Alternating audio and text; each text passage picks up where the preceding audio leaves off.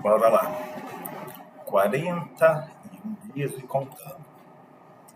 Interculturalidade e decolonialidade do poder num pensamento e posicionamento outro a partir da diferença colonial. Parte 2. Por Catherine Walsh.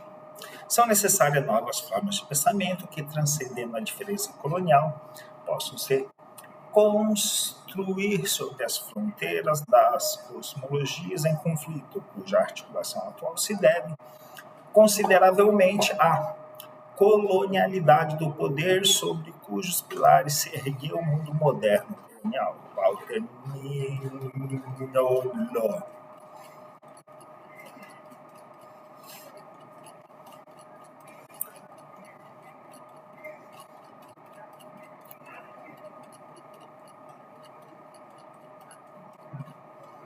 Dois. Interculturalidade, multiculturalismo e diferença colonial. Depois de ter compreendido as construções conceituais da interculturalidade, a distinção com o conceito de multiculturalismo torna-se vital. Seja para o desenvolvimento de nosso projeto conjunto, seja para pensar e atuar em direção a um futuro que ofereça alternativas ao capitalismo, especialmente a sua mais recente formação neoliberal. Walter Mignolo sugere que a dificuldade para compreender a diferença entre essas duas palavras aponta para uma das dificuldades do monotipismo no pensamento moderno, a impossibilidade de pensar fora das categorias da modernidade, e de não ser capaz de compreender a importância da geopolítica, do conhecimento e de lugar de enunciação epistêmico, político e ético. Portanto, a interculturalidade faz parte desse pensamento outro, que é construído a partir do particular lugar político de enunciação do movimento indígena, mas também de outros grupos subalternos. Um pensamento que contrasta com aquele que encerra o conceito de multiculturalismo. A lógica é a significação daquele que tende a sustentar os interesses hegemônicos. Além do mais, isso se relaciona precisamente com a predominância desse último pensamento, o que faz com que a interculturalidade e a multiculturalidade sejam empregadas frequentemente pelo Estado e pelos setores brancos mestiços como termos sinônimos que derivam das concepções globais ocidentais do que dos movimentos socio-históricos e das demandas e propostas subalternas. O termo por si só instala e torna visível uma geopolítica do conhecimento que tende a fazer desaparecer e a obscurecer as histórias locais, além de autorizar um sentido universal das sociedades multiculturais e do mundo multicultural. Em seu uso, não só no Equador, mas em toda a região andina, o termo, basicamente, refere à diversidade da sociedade e à necessidade de manter a unidade na diversidade. Na prática, tem significado, nos anos recentes, uma concessão à diversidade do UNI, ou Estado-nação singular. A diversidade na unidade. Como Munholema observa, essa concessão ao outro se circunscreve à insularidade da ordem nacional, deixando a base biológica da nação imune a questionamentos. O reconhecimento em um número importante de constituições latino-americanas por volta dos anos 90, da natureza multi- ou pluricultural das sociedades é demonstrativa dessa orientação assim como a inclusão da interculturalidade nas reformas educativas do Peru, da Bolívia e do Equador como um critério transversal. Uma inclusão que, na essência, significou um pouco menos que as mínimas e frequentemente estereotipadas considerações rumo à diversidade étnica. Na prática, esse problema assume significado particularmente relevante na esfera educacional.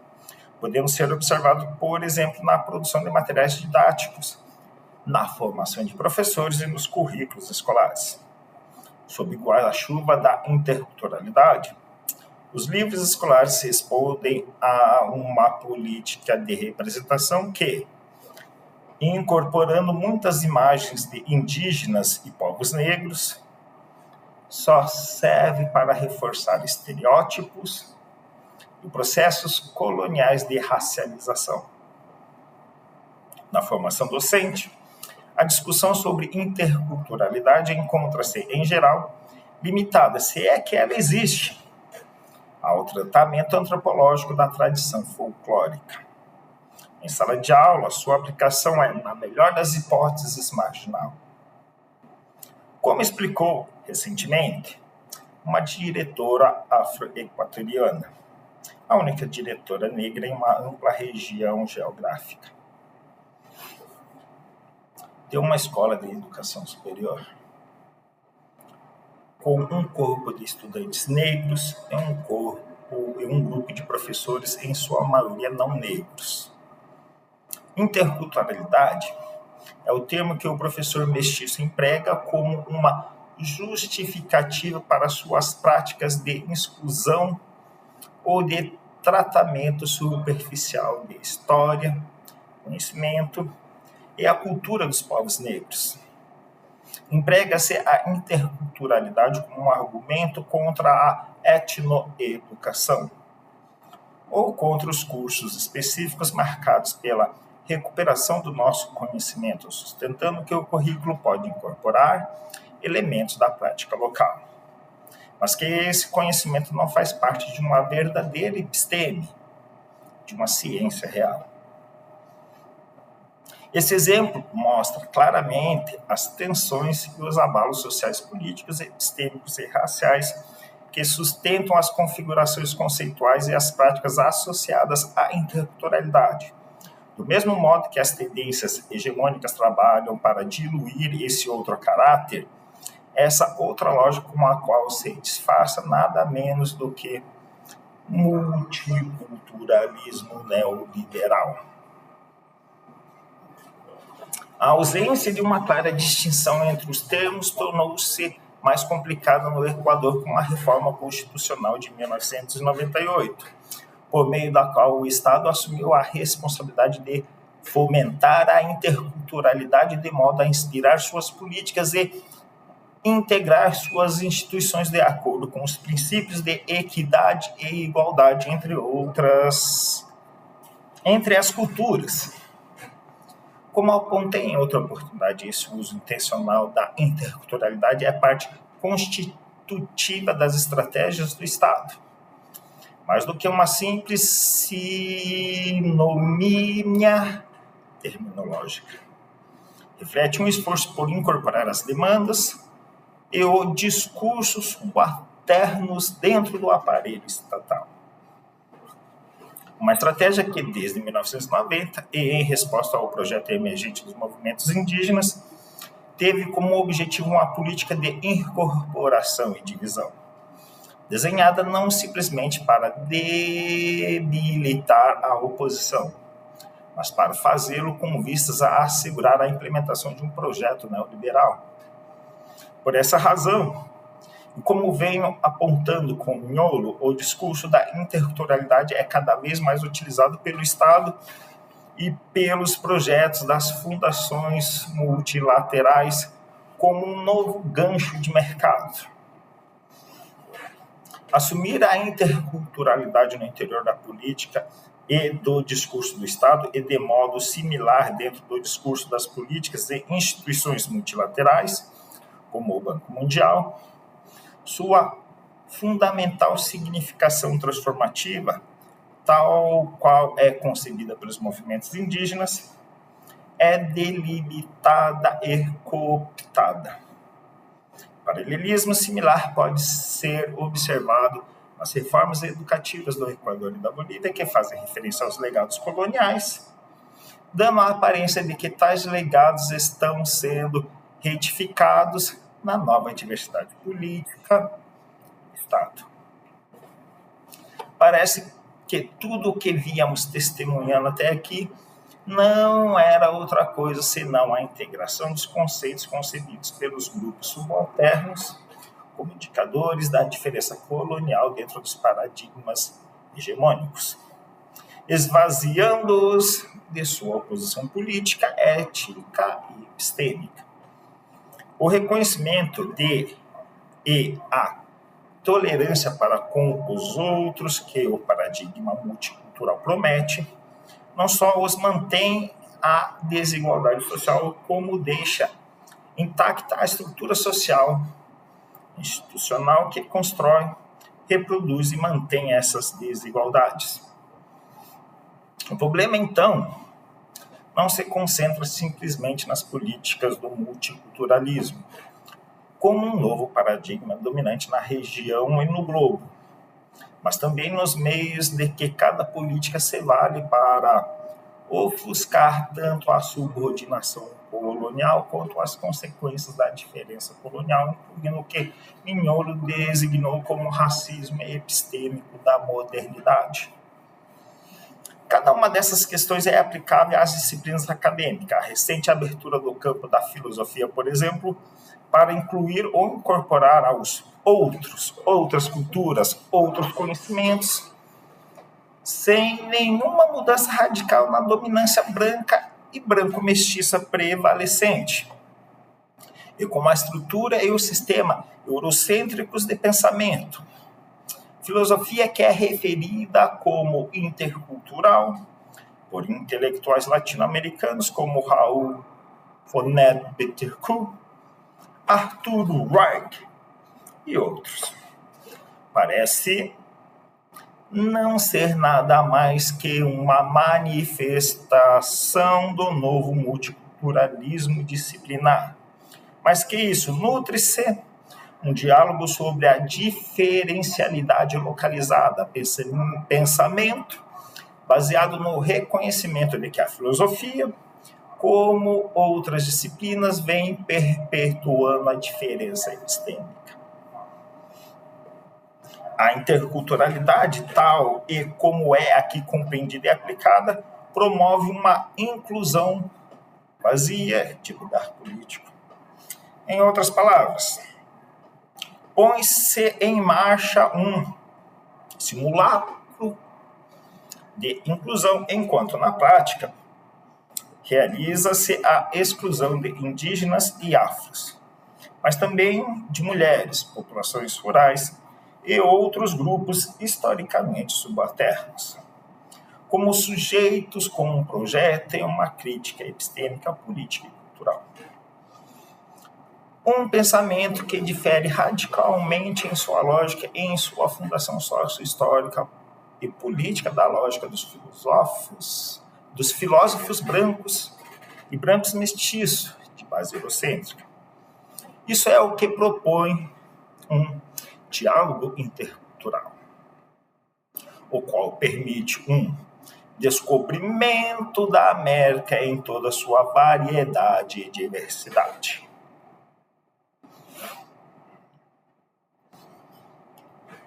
Em contraste com esse uso de parte das disciplinas e do Estado, a interculturalidade, como é concebida pelo movimento indígena, introduz o jogo da diferença colonial que o conceito de multiculturalidade esconde, como Mignolo assinala claramente. Por isso, quando o Estado emprega a palavra interculturalidade no discurso oficial, o sentido é equivalente à multiculturalidade. O Estado quer ser inclusivo, reformador, para manter a ideologia neoliberal e a primazia do mercado. Mas, em todo caso, é importante reconhecer as reformas que podem ser realizada através das políticas de Estado. Do mesmo modo, é importante reconhecer que o projeto intercultural no discurso dos movimentos indígenas está dizendo outra coisa. Está propondo uma transformação. Não está pedindo reconhecimento e a inclusão em um Estado que reproduz a ideologia neoliberal e o colonialismo interno. Está reclamando a necessidade de que o Estado reconheça a diferença colonial, ética, política e epistêmica. Está pedindo que se reconheça a participação dos indígenas no Estado, a intervenção paritária é capaz de reconhecer a diferença atual de poder, isto é, a diferença colonial é a colonialidade do poder, ainda existente, dos indígenas na transformação do Estado e, por certo, da educação, da economia, da lei. Ao compreender a interculturalidade partindo-se da perspectiva da diferença colonial, introduz-se a dimensão do poder, que é geralmente esquecida nas discussões relativistas da diferença cultural e no tratamento de orientação liberal da diversidade étnica cultural que o multiculturalismo, particularmente em suas versões oficial e acadêmica, sustenta.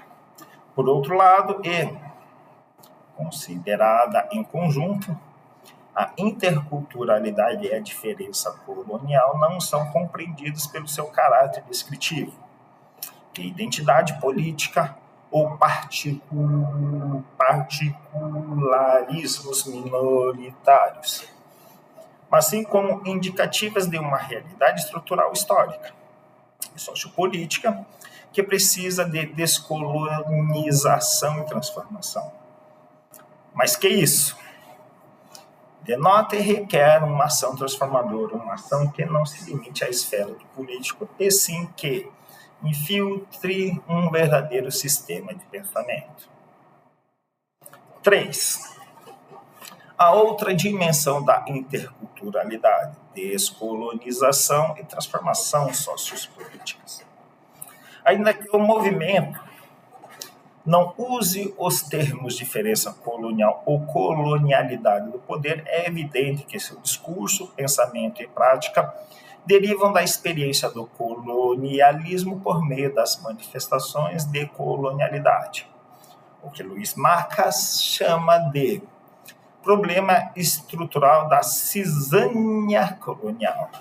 Isto implica dizer que o projeto social, político e epistêmico do movimento ali se origina, mas que também aporta evidências sobre as condições coloniais do presente é vinculada ao passado por meio da descolonização política, que usa o conceito de interculturalidade como sua principal orientação.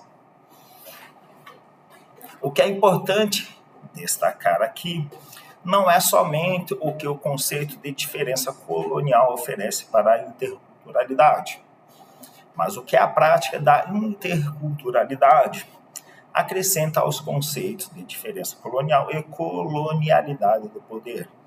Em suma, a interculturalidade é um paradigma outro, que questiona e modifica a colonialidade do poder, enquanto, ao mesmo tempo, torna visível a diferença colonial. Ao agregar uma dimensão epistemológica, outra a esse conceito, uma dimensão concebida na relação com e através de verdadeiras experiências de subordinação promulgadas pela colonialidade, a interculturalidade oferece um caminho para se pensar a partir da diferença e através da descolonização e da construção e constituição de uma sociedade radicalmente distinta. O fato de que esse pensamento não transcenda simplesmente a diferença colonial, mas que visibilize e rearticule em novas políticas da subjetividade. E dê uma diferença lógica, torna-o crítico, pois modifica o presente da colonialidade do poder e do sistema mundo moderno colonial. Desde os anos de 1990, o movimento indígena vem cada vez mais evidenciando suas estratégias de visibilização e rearticulação da diferença colonial. Mesmo que essas estratégias se tenham modificado no decorrer do tempo, por exemplo, as grandes mobilizações desde 1990, conferiram visibilidade e construíram uma base étnica de política de resistência, alterando a percepção generalizada sobre os povos indígenas considerados camponeses rurais e peões, rumo à sua compreensão como atores sociais e políticos.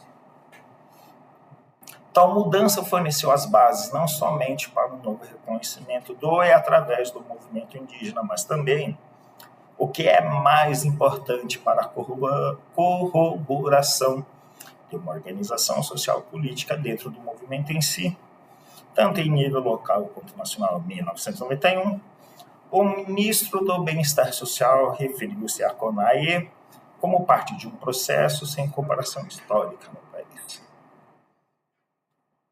Nesse processo, a interculturalidade tornou-se a ferramenta conceitual que organiza a diferença colonial, as políticas da subjetividade do movimento, esse pensamento, e as ações relacionadas com o problema da colonialidade do poder. Do mesmo modo, é a subordinação propagada pela diferença colonial e a colonialidade do poder que a criou e segue criando as condições para o projeto de interculturalidade. Nesse sentido, o conceito encontra-se inevitavelmente interrelacionado. No entanto, não é só a interconexão dos termos o que nos interessa aqui, mas como essas interconexões fornecem os alicerces para o posicionamento crítico fronteiriço, cujo caráter epistêmico, político e ético orienta-se para a diferença e a transformação das matrizes do poder colonial. Ou seja, um posicionamento, tanto em termos de pensamento como de praxis, o que vai além das categorias estabelecidas pelo pensamento grosseiro. Ao mesmo tempo em que incorpora essas estratégias, essas categorias, melhor dizendo, por meio de espaços interiores e exteriores, que parte de uma alteridade da diferença de lógica, de modernidade e colonialidade, e que se sustenta nos confrontos entre as distintas concepções de sociedade, propondo alternativas reais. A noção de posicionamento crítico fronteiriço se enraiza na concepção de pensamento fronteiriço de Mignolo, uma forma de pensar a outridade, de se mover através de uma outra lógica. Em suma, de mudar os termos não só no sentido de se manter uma conversação. Interculturalidade é um bom exemplo do potencial epistêmico de uma epistemologia fronteiriça. Uma epistemologia que trabalha no limite do conhecimento indígena subordinado pela colonialidade do poder, marginalizado pela diferença colonial, pelo conhecimento ocidental transferido para a perspectiva indígena do conhecimento de sua concepção política e ética. Enquanto a própria construção da interculturalidade é um exemplo óbvio do pensamento fronteiriço, sua aplicação epistêmica e sociopolítica na UNP, a qual o movimento designa como pluriversidade, em oposição à universidade, deixa bem clara a ideia de pensamento fronteiriço. Sua estrutura e organização parte de uma lógica tomada do conhecimento e da cosmovisão indígenas, e o currículo os coloca em diálogo crítico com o conhecimento e com as formas de conhecimento tipicamente associadas ao mundo ocidental. Nesse processo, o conhecimento e o pensamento indígena não se encontram reificados, mas servem como base a partir da qual é possível dialogar com, revertendo a histórica subalternização, propondo uma incorporação diferente, como refere Mignolo. Esse pensamento pluritópico e dialógico da Universidade do Estado contrasta com seu caráter monotópico inclusivo. É essa reformulação do conhecimento em diálogo com outros conhecimentos a que abre uma nova perspectiva de uma ordem geopolítica de produção do conhecimento.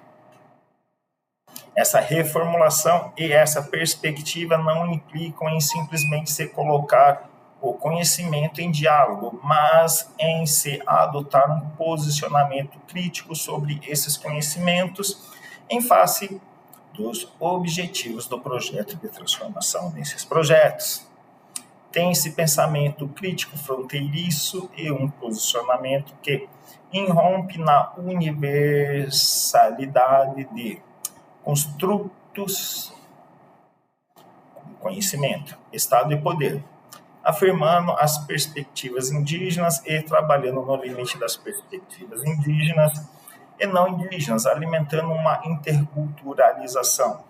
Falar em posicionamento crítico fronteiriço significa reconhecer a capacidade do movimento de entrar em ir para dentro do trabalho, como e entre os espaços social, político e epistêmicos antes negados, e reconceitualizar esses espaços através de formas que respondam à persistente recolonialização do poder, olhando para a criação de uma civilização alternativa.